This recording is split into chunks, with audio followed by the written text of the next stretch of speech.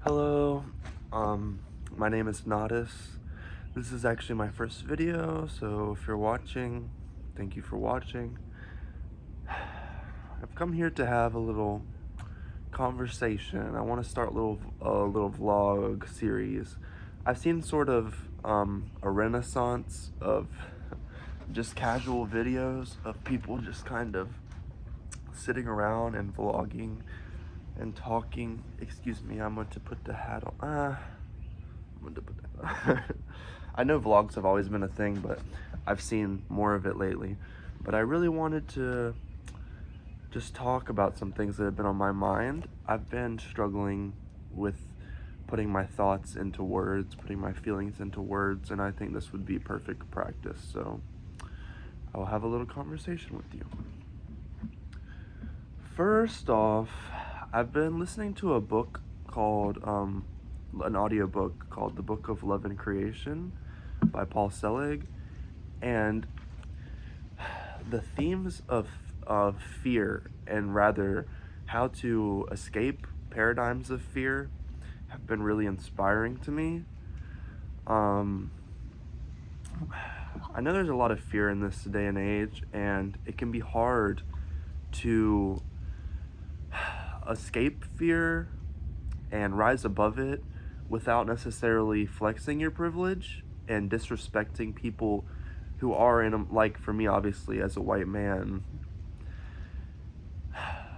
it's easy for me to say, oh, I'm not going to be afraid, I'm going to stand up for myself or whatever. But I understand there are people who are in positions that it can be much harder to escape fear. I mean, and everyone has reasons to be scared, but definitely some people more than others.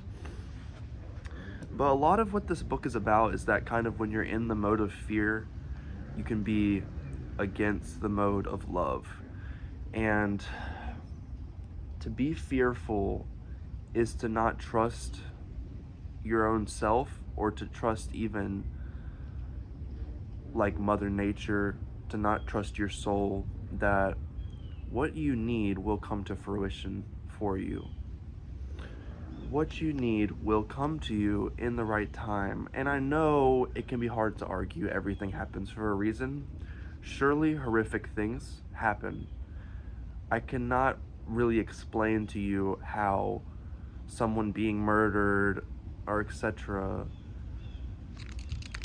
could be a part of some divine plan, but I do feel as if in my own life everything happens for a reason. Even when very painful and negative things have happened to me, I always feel like it taught me something, or it led me in a certain direction. So it's sort of to get into your intuition and to be proactive and to be productive about what is happening to you. And not in like a over capitalistic way, like you gotta work, you got like to be like, what do you want to do? What, excuse me, what would make you feel good? What would make you feel proud, you know? And that kind of can get into also the discussion of what is like pleasure versus like gratification. Like, do things that maybe in the moment will not be pleasurable, like maybe even like school, for an example. Like, it's not necessarily always pleasurable in the moment, but it is satisfying, it is gratifying. Even I'm a musician, like making music can be like that, making art can sometimes be like that. The process isn't necessarily fun. It's not like, doesn't feel like how it feels to like smoke weed with your friends or get drunk or something, you know? It feels like kind of like you're working, or like you gotta at least push yourself to a degree, but it's very satisfying. The thing about pleasures is they're always fleeting. If you're getting drunk, you always need to drink more. But gratification and true joy, you know, that's really a word I was kind of looking for. Is joy is like they say pleasure is a poor man's joy, you know. But to find these things that bring you joy and bring you up to higher frequencies, despite how scary things are. Not because you aren't valid in being scared. Of course, everyone is valid in their fear, in their nervousness. But it's to look at, is it helping you? And surely not. Surely it is not helping you. For the most part, it's it can be used as a catalyst, but it can't be a place that you live. It can't be a place that you remain. So, the best advice I could give, it's not even advice. I don't even have any advice. I'm just having a conversation. And I say to try to escape your fears and to face them, and to put yourself in a position that is above that. I don't know. I just know with the election, it can be very scary, but I am tired of feeling my own energy ruined by my fear. It's kind of related to, like, it's similar to self-doubt in that way, or like guilt, feelings of guilt, where like guilt is a feeling that is of course meant to be constructive.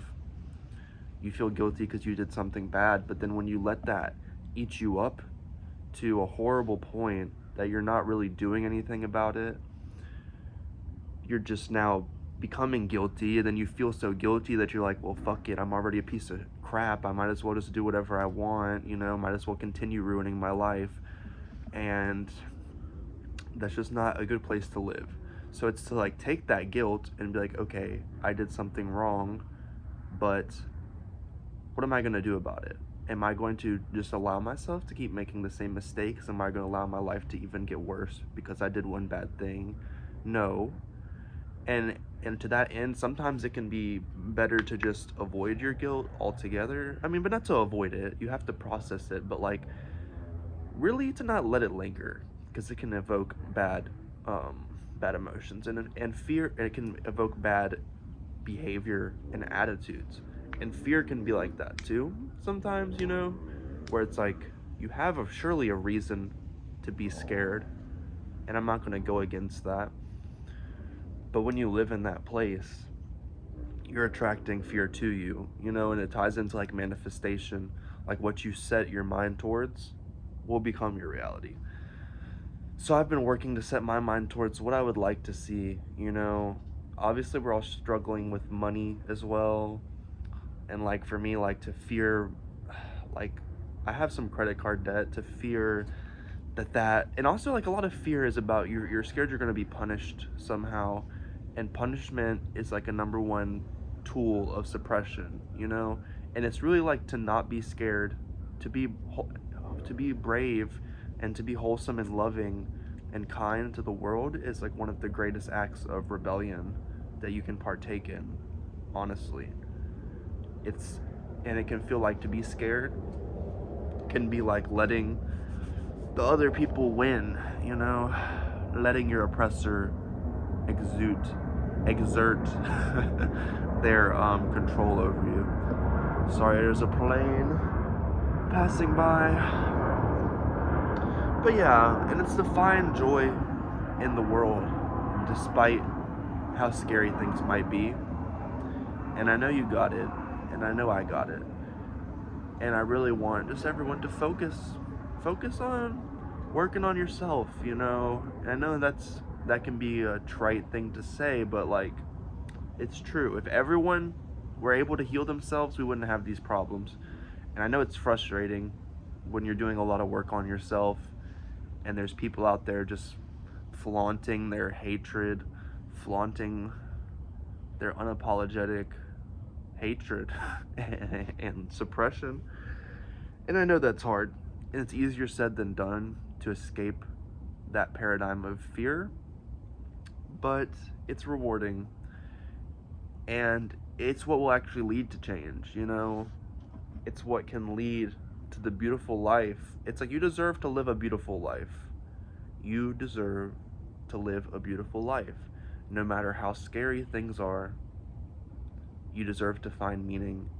You deserve to find joy and happiness and love. And sometimes when you come from a place of fear, you're going to attract the things that you're so scared of, When you come from a place of anger, and it's like, you are valid to feel these things, just don't let it overwhelm you. Do it in a constructive way, And it doesn't mean to over forgive everybody, you know, it doesn't mean everyone is your friend. But it's to not linger on it, you know, it's to keep your own frequency somewhere that makes you feel how you want to feel. And I'm really interested if anyone is willing to have this discussion with me. I have a lot more to say. There'll probably be more videos in the future, but I thought that was a good place to start, to focus on love. Fear is the opposite of love in a way. You're not like love is entrusting, fear is not trusting. And for the final time, I'm not saying that you don't deserve to be scared, but I just want you to know you're safe. You are safe, you are protected, and you are loved. And please be kind to yourself, be kind to the people around you. I will see you another time. Have a wonderful day.